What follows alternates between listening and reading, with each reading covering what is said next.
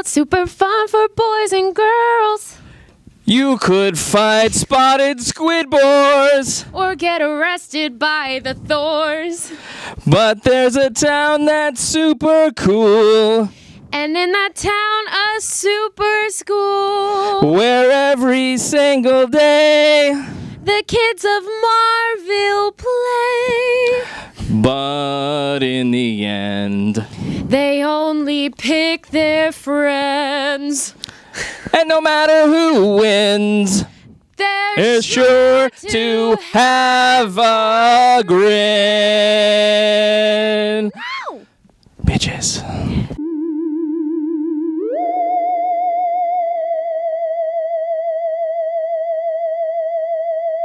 Welcome back to the Comics Online podcast at Flashback Comics and Games here in Woodbridge, Virginia. I am your co-host, store manager, Troy David Phillips. With me today, special guest stars, Pippi Longstocking, and my usual co-host, Max Headroom. Max Headroom. I mean, call me Poison Ivy or something. At least I've done that. We've got There's nothing Kayla. poison about you. We've got Kayla in part one, and of course we have Kevin here, editor-in-chief of ComicsOnline.com. You do not look a thing like Jim Shooter. Everything geek pop culture. Mm-hmm. And we've got stuff to tell you about a special thing that we're doing at Comic-Con, so check out part 2 for that. But until then, we're here to talk about comics. Part 1 is all about comics, and that's how it stays. Even when we sing about little Marvel Avengers versus X-Men, giant size number 2.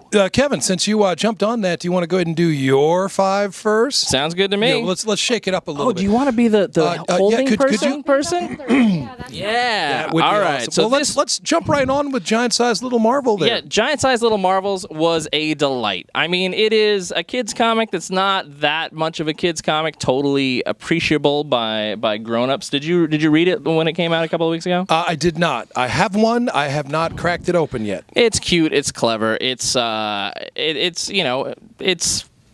cartoon book. For the second issue, they lead with a song.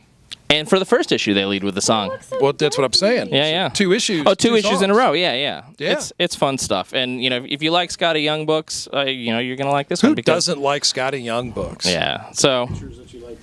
Yeah. Show a 2-parade spread. Yeah, Ooh, right show there, this one. right there. Here we go. There's some action. The little Captain America looks really derpy. It's really cute. He has a little gap in his tooth and everything. Oh, it's so adorable. And he has a lowercase a because he's Lil Captain America. America!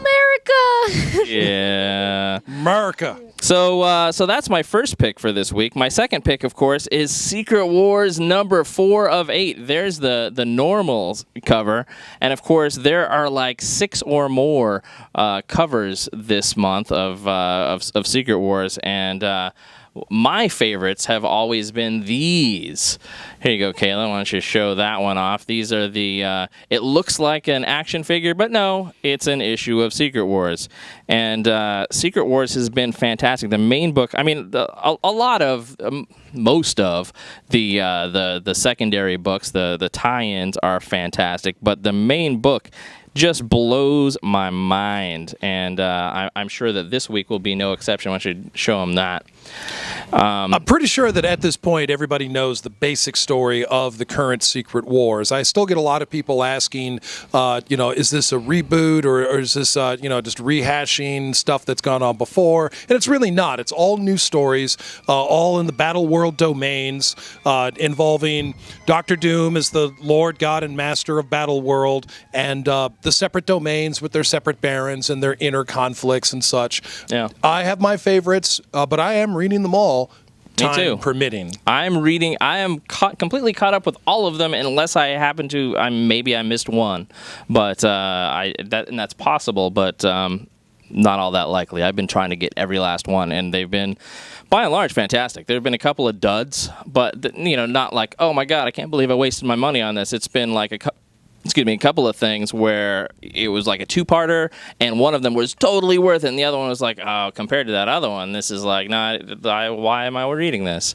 But Now, Kayla's just picked up one of my favorites in this series. Which is why I chose it for my third pick, A-Force, number 2. Now, A-Force is all about the ladies, and, longtime listeners to the Comics Online podcast know that I am indeed all about the ladies, and this does not disappoint. It is,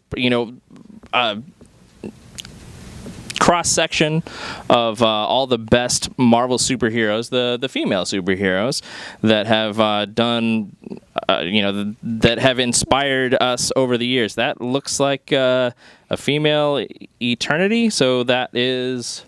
the Child of Eternity is called... I can't remember her name now. Yeah. Yes. Here, show him. Oh, show him that. Just show him some picture. There you go. Yeah, we'll go with that one. So we've got She-Hulk, we've got Wasp, we've got Medusa, we've got Dazzler on the cover, and Pixie, and everybody. On Doom? Yes. Yeah, Doom is the god of Battle World. So if you missed out on the first issue, we still have them here at Flashback, so you should definitely come in and pick that up, add that to your stack. And, Kayla's doing it.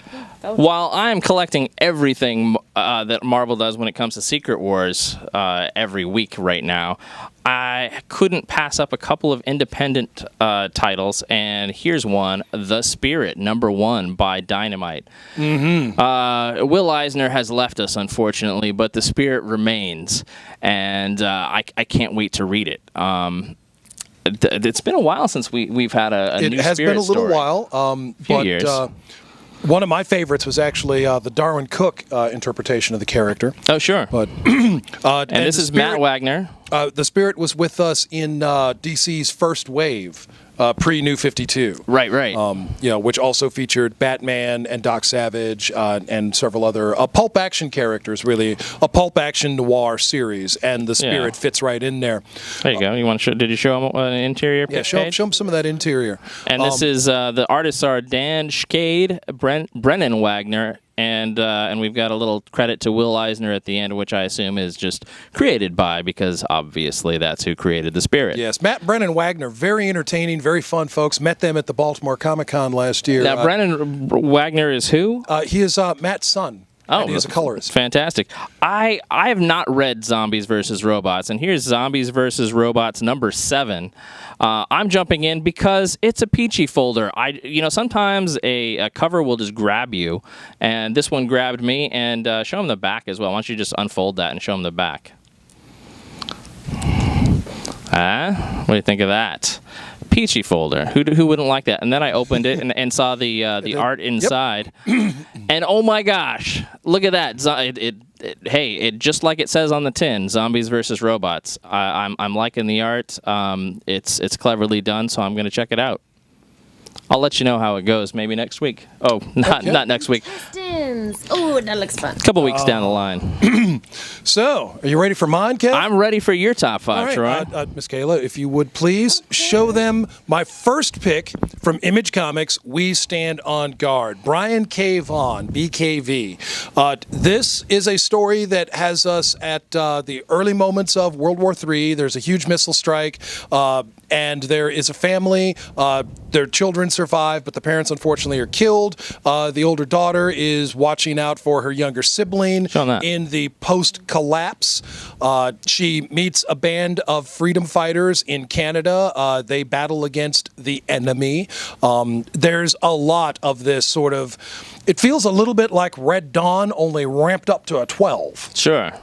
And the inner artwork is incredible. It is richly detailed. That's a good one. Show them that. Oh, yeah. Show them that one.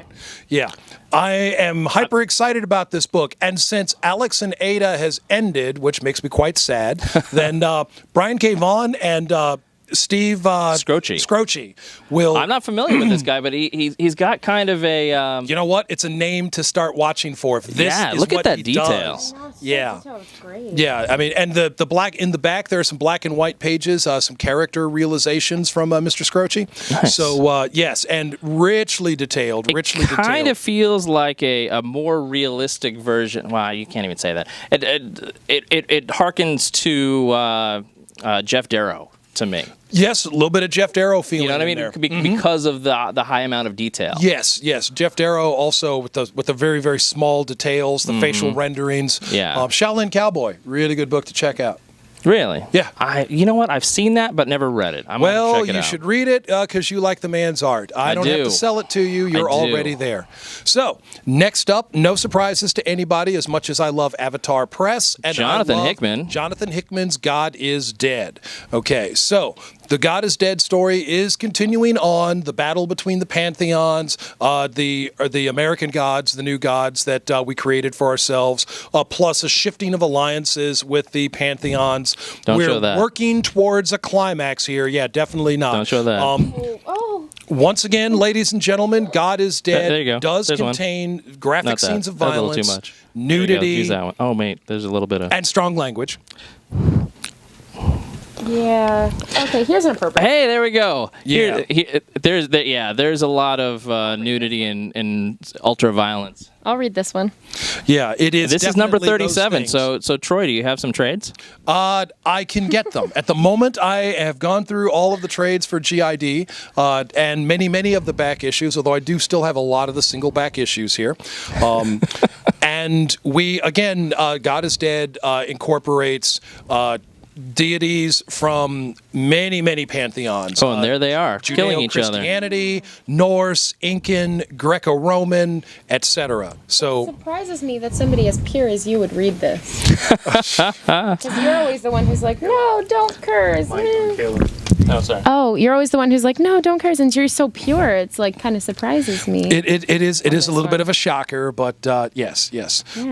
Once in a while, I do drop an F-bomb. This is this is rough, like Crossed or like The Boys. This is no holds barred. We're going to shock you. Now, funny that you should mention those two books. This is not one of them, but what this is another book from Avatar, and another one of my favorites. It is Uber, set in World War II. Kieran Gillen tells the story of the super soldiers of both the Axis and the Allied powers and the continued conflict. The presence of super soldiers has changed the nature of the war, and the viewpoint, the POV, has shifted from battlefield Europe to Great Britain, all the way over to the Pacific, and we have seen super soldiers involved in the conflict at almost every level, sabotaging the Manhattan Project, assassinating Winston Churchill.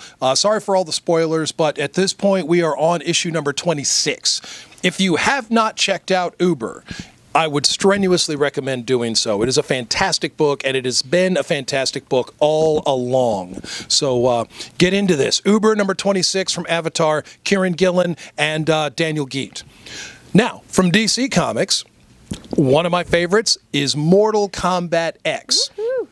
I have not yet had the privilege to play the game. It's so much fun. But I have been reading the comic series, and I like how they have rebooted the story, and they have brought back characters that I like, but they have reimagined them. They have put them in some new contexts. I do like this guy, Kotal Khan. I like what they've been doing with Scorpion and with Raiden, and you know the mutant warriors from Outland, Baraka and Melina. I can't remember what their race is called off the top of my head right now. Neither, but the Shokan are also in here too. We have seen both Goro and Kintaro. There's some Raiden for you. Yes, indeed. So if you're a fan of the Mortal Kombat franchise, definitely Mortal Kombat X. If you're like me, you're a Mortal Kombat fanatic, having played all of the games up to this most recent one, which I don't have yet, seen both movies, watched the TV series, etc., etc. Now, lastly, Dynamite Entertainment, ladies and gentlemen. Again, no great surprises. Masks 2. I love what Dynamite has been doing with these classic characters. The Black Terror is a favorite of mine. I wish the Black Terror had his own book. I wish the Black Terror had been running all along, and we're at issue 100 right now. I can't have those things, but I can have the Green Llama and Lady Satan and Peter Cannon, the Thunderbolt, and Miss Fury, and the list just goes on. Look at there. There's a good. So Lady Satan, Black Terror, the Shadow, fantastic stuff. And it's Cullen Bunn. Cullen Bunn. Kevin's Bunn. best friend in the world. Do you know he unfriended me on Facebook? Really? He does. Well, I think he probably unfriended people who weren't like active. Yeah, super tight with him or something. I just thought, we're pals. I thought I'm still friends with Brian Hurt. Brian's still my bro. Brian. I'll tell you the truth. I was torn because also this week released was Swords of Sorrow. Yeah. Deja Thoris and Irene Adler, and I am liking, and that's also from Dynamite. It's a crossover involving many of the female characters like Vampirella and Red Sonja, Deja Thoris, as I just mentioned. Sure. So I went with Masks 2 as my pick, but I also recommend checking out Swords of Sorrow. Another one this week. Yes, indeed. And I can still get back issues on that. So if you've missed out and would like to get caught up, come talk to me here at Flashback Comics, and I will happily help you. And if I can't help you, then Kayla will cry, and it will make me feel bad. So I'm going to do my absolute best. Yeah, look at that. Look at that. You can get audio of the tears. And the snorts. All right. The snorts. This is the first time you've watched part 1. You're welcome. So, Kevin. Yeah. Are you ready to get some dinner? I'm ready. And ready to do part 2? Part 2 is after this, so scroll down and watch it. It's a different show. We do the swears, and we're going to talk all about San Diego Comic-Con that Marc and I are going to next week. We're so excited! Wait. Yeah. You do the swears. I maintain decent language. He has sworn on it a couple of times. Kayla and Megan have fun. That's what part 2 Kayla and Megan. means. Oh, yeah. So Kayla and Megan will be on it. So if you just want to come for the ladies, there you go. Yeah. But anyway, yeah. By the way, next week, part 1, we've got a substitute Troy. We're going to be at a sister store. We're going to be at Southern California Comics in San Diego, California. So don't miss that. It's fantastic. And I'll be there, and we'll do this same show, except for instead of Troy, we'll have a special mystery guest. Yeah, fancy that. I'm so easily replaced. I don't know how I feel. He's not. He's not. It's going to be really hard for me personally because he's so flawless. Like a flawless victory. And speaking of Lucy Lawless, check out ComicsOnline. Follow us on Facebook and Twitter and Instagram for everything geek pop culture and for everything San Diego Comic-Con, because we are going to be interviewing probably her and everybody else in the whole world, including my future husband. Her Jared Padalecki and her other future husband, Sean Astin. You're interviewing him too? Of course I am. Come on. And Kevin Smith and Jason Mewes and the entire current band of Kiss and all sorts of people from all your favorite television shows. So check that out. We're going to talk more about it in part 2. So let's get some food. Yeah, let's do that. From leaping tall buildings to going off like gamma bombs. Switch your internet browser to ComicsOnline.com.